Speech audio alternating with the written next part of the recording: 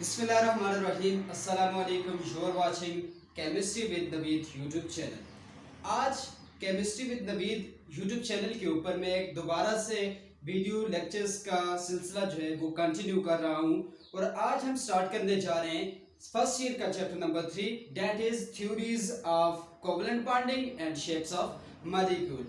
इस चैप्टर के ऊपर हम बात करेंगे, लेकिन मैं चाहता हूं कि इस चैप्टर पर जाने से पहले वो तमाम चीज़ें डिस्कस कर ली जाएं जो कि इस चैप्टर के लिए ज़रूरी है, जो हमें एक बेस प्रोवाइड करेंगी। उस बेस के ऊपर हम अपनी जो चैप्टर नंबर 3 की जो बिल्डिंग है उसको कायम कर सकेंगे। तो बात करेंगे, सबसे पहले हम बात करेंगे, देखिए कोवलेंट बॉन्डिंग ये चैप्टर का नाम है।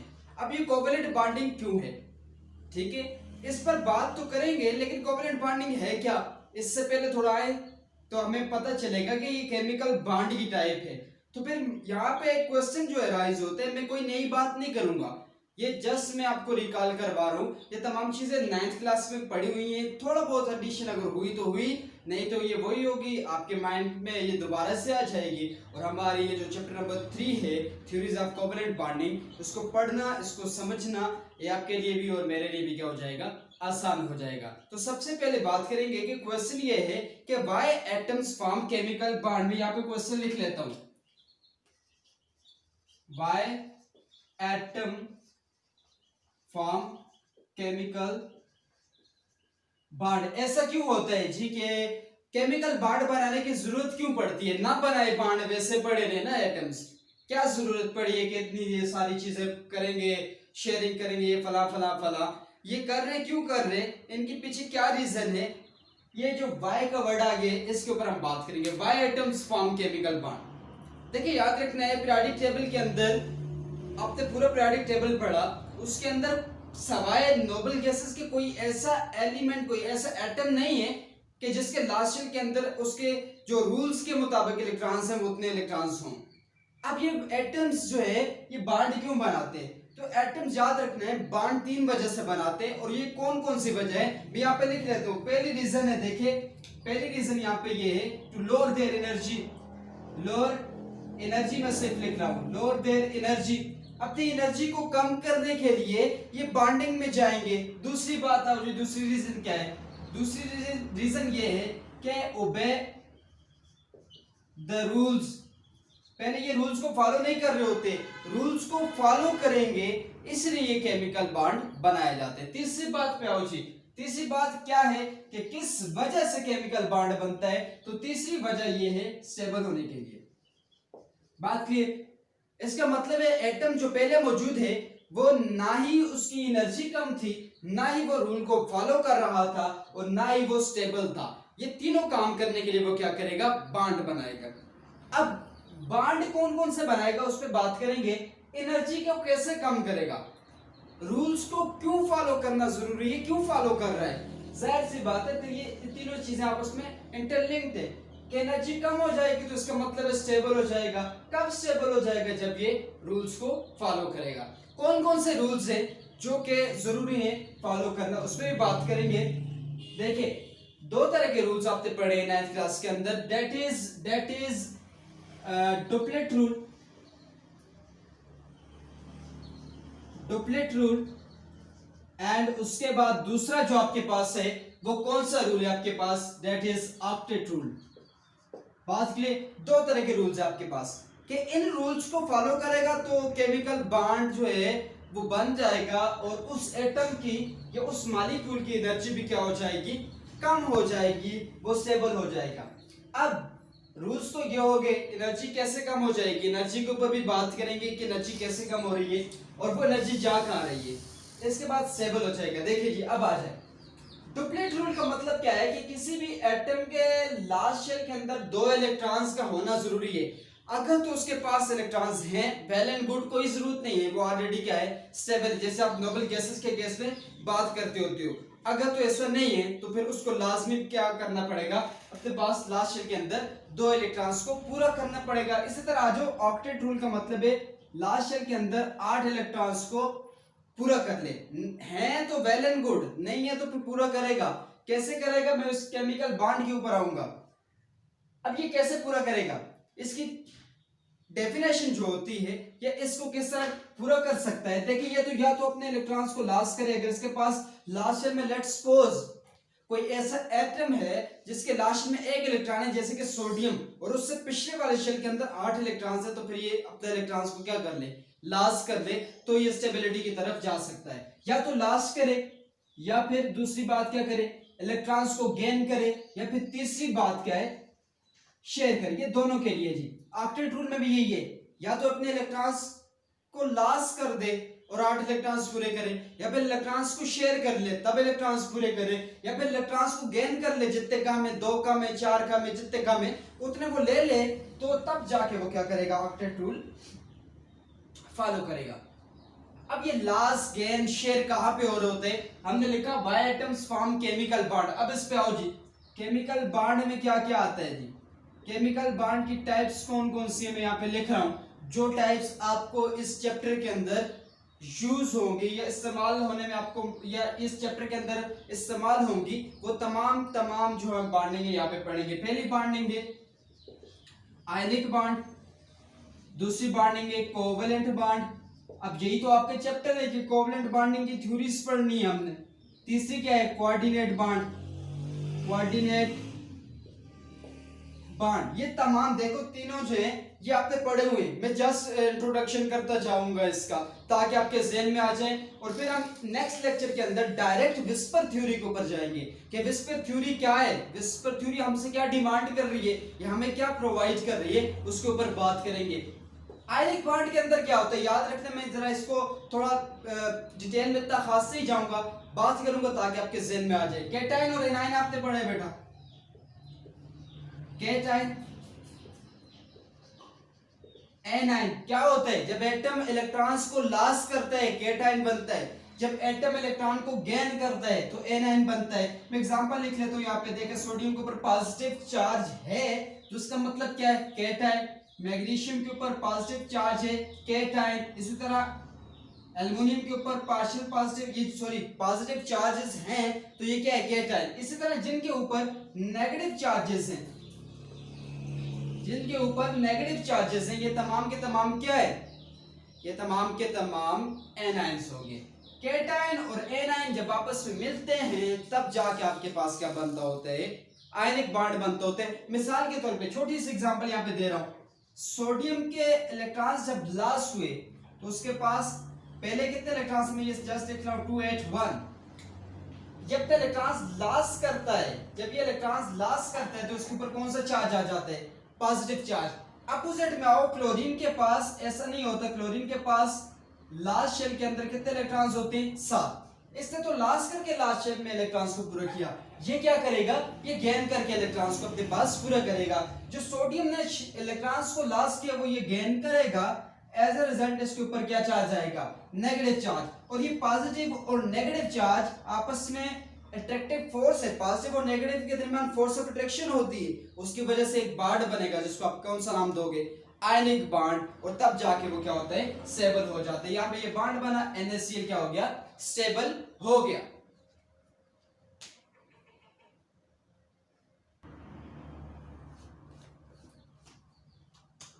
आयनिक बॉन्ड के केस में तो हमने बता दिया कि लॉस, देखें हमने कहा या लॉस करे या फिर गेन करे, तो यहाँ पे सोडियम ने लॉस किया, क्लोरीन ने गेन किया, बॉन्ड बनाया, अपनी एनर्जी को कम किया। अब याद रखना है जब बॉन्ड बनेगा, ठीक है, इस बॉन्ड बनने के दौरान पहले एनर्जी ज्यादा थी, जब बॉन्ड बन रहा होगा तो एनर्जी उसके अंदर से क्या हो जाएगी, रिलीज हो जाएगी, निकलती जाएगी। जब वो एनर्जी निकलती जाएगी तो दो एटम कंबाइन हो जाएंगे, तो उस वक्त एनर्जी कम होगी और वो मॉलिक्यूल क्या है, स्टेबल होगा। देखिए मिसाल के तौर पे सिंपल सी एग्जांपल मैं इसमें यहाँ पे दूंगा, कोवेलेंट बॉन्ड है सेकंड। कोवेलेंट बॉन्ड क्या होता है, कोवेलेंट बॉन्ड के केस में यहाँ पे तो लॉस और गेन हो गया।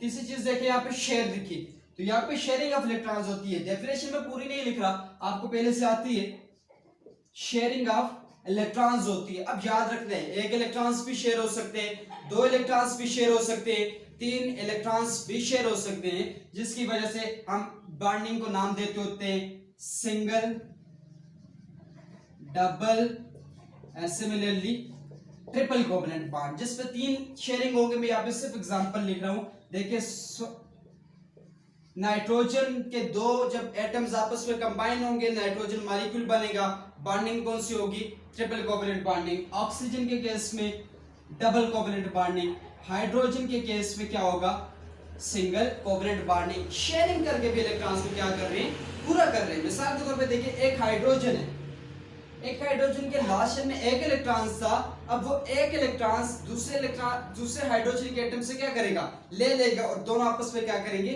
शेयरिंग ऑफ इलेक्ट्रॉन्स करेंगे, जिसकी वजह से उन दोनों के दरमियान एक बॉन्ड बनेगा और उस बॉन्ड को हम नाम क्या दे रहे होते हैं, कोवैलेंट बॉन्ड का नाम दे रहे होते हैं, क्योंकि वो शेयरिंग ऑफ इलेक्ट्रॉन्स की वजह से बन रहा होता है। हमने पढ़ना क्या है, थ्योरीज ऑफ कोवैलेंट बॉन्डिंग। देखिए हम यहाँ पे सिंपल ये बात कर रहे हैं कि लास्ट शेल से इलेक्ट्रॉन्स है, यहाँ से इलेक्ट्रॉन्स है, शेयर हो गए। कौन कौन से ऑर्बिटल्स शेयर हुए, ये हम नेक्स्ट जो विस्पर थ्योरी है उसमें एग्जांपल्स के साथ हम ये बात करेंगे, कैसे शेयर होते हैं, कौन कौन से ऑर्बिटल शेयर होते हैं, किस तरह मिक्सिंग होती है, ये सारी बात हम आगे नेक्स्ट वीडियो लेक्चर्स के अंदर बात करने वाले हैं। तीसरी कोऑर्डिनेट बॉन्ड। यहाँ पे कोऑर्डिनेट बॉन्ड के अंदर लोन पेयर इन्वॉल्व होते हैं। जिस किसी के पास लोन पेयर, दो तरह के, देखिए लोन पेयर और बॉन्ड पेयर, नाम से जाहिर हो गया। बॉन्ड पेयर का मतलब क्या, जो बॉन्डिंग में हिस्सा ले रहे होते हैं, बॉन्ड पेयर। मैं मिसाल के तौर पे सिंपल यहाँ पे क्या लिख रहा हूँ कि यहाँ पे शेयरिंग ऑफ इलेक्ट्रॉन होती है, यहाँ पे इक्वल शेयरिंग है, यहाँ पे अनइक्वल शेयरिंग है। अनइक्वल शेयरिंग का मतलब क्या है कि एक एटम शेयर कर रहा है, दूसरा नहीं कर रहा। ठीक है, जैसे मिसाल के तौर पे मेरे पास पैसे हैं, दूसरे के पास नहीं है और उसको चाहिए, तो मैं अपने पास से पैसे उसको दे दूंगा लेकिन उससे वापस भी लूंगा, ऐसा होता है। ठीक है, तो यहाँ पे भी यही केस है कि अनइक्वल शेयरिंग होती है और अनइक्वल शेयरिंग की वजह से जो बॉन्ड बनेगा हम उसको कौन सा नाम दे रहे होते हैं, कोऑर्डिनेट कोवैलेंट बॉन्ड। ये भी आपको आगे जाके चैप्टर के अंदर काम आने वाला है जी। अनइक्वल शेयरिंग होगी, मिसाल के तौर पे देखें NH3 है, ठीक है, NH3 के पास दो लोन पेयर होते हैं, मतलब एक सेट जो होता है, एक लोन पेयर होता है उसके पास जिसके अंदर दो इलेक्ट्रॉन्स होते हैं। अब अगर किसी को इलेक्ट्रॉन्स की जरूरत है, मिसाल के तौर पे इसके पास H पॉजिटिव आया और H पॉजिटिव का मतलब है इसके पास कोई इलेक्ट्रॉन्स नहीं है और इसको इलेक्ट्रॉन्स कितने चाहिए, H पॉजिटिव का मतलब है इलेक्ट्रॉन्स नहीं है बिल्कुल, तो इसको कितने इलेक्ट्रॉन्स कम से कम चाहिए, दो इलेक्ट्रॉन्स, ताकि ये स्टेबल हो जाए। ठीक है, तो ये दो इलेक्ट्रॉन्स क्या करेगा, इससे ले लेगा, तो ये क्या हुआ, अनइक्वल शेयरिंग हुई। हाइड्रोजन ने इलेक्ट्रॉन्स को शेयर नहीं किया, किससे शेयर किया, अमोनिया ने शेयर किया। शेयर तो कर दिया लेकिन जब चाहिए वापस भी ले सकते हैं। अगर इसको कहीं और से इलेक्ट्रॉन्स मिलेंगे तो ये वहां से जाएगा, ये इलेक्ट्रॉन्स खत्म हो सकते हैं। कोऑर्डिनेट बॉन्ड है जी, दो इलेक्ट्रॉन्स अमोनिया ने शेयर किए जो कि उसके पास एक्स्ट्रा थे और स्टेबल किसको कर दिया, H प्लस को। अब ये H प्लस नहीं रहा, ये मिलके क्या बन जाएगा, फिर ये हम NH4 पॉजिटिव लिख रहे होते। ठीक है, अब देखें जब ये बॉन्ड बना, जब ये वाला बॉन्ड बना, जब ये वाले बॉन्ड बने, जब ये वाला बॉन्ड बना, जब अलग-अलग सोडियम था, क्लोरीन था, ऑक्सीजन था, हाइड्रोजन था, नाइट्रोजन था, जब अलग थे तो उस केस में इनके पास एनर्जी क्या थी, ज्यादा थी। लेकिन जब ये दोनों कंबाइन हो गए, ये कंबाइन हो गए, ये कंबाइन हुए, ये कंबाइन हुए, इस केस में इनकी एनर्जी कम हुई और वो एनर्जी कहां पे गई, वो बॉन्डिंग के दौरान जो एनर्जी है वो उस में से रिलीज हो गई, निकल गई, तो ये बॉन्ड बना, एनर्जी क्या हो गई, बॉन्डेड एटम की एनर्जी क्या हो गई, कम हो गई। ओबे द रूल्स, या तो डुप्लेट को फॉलो करो या फिर ऑक्टेट को फॉलो करो। तो हाइड्रोजन के केस में देखो, एक इलेक्ट्रॉन इसका, एक इलेक्ट्रॉन इसका, टोटल इलेक्ट्रॉन्स कितने हुए, दो इलेक्ट्रॉन्स, और दो इलेक्ट्रॉन्स किसके मुताबिक ये शेयर हुए, देखिए डुप्लेट रूल के मुताबिक, ये ओबे कर रहे हैं रूल को। ठीक है, ओबे कर रहे हैं तो इसका मतलब है ये स्टेबल हो गया है।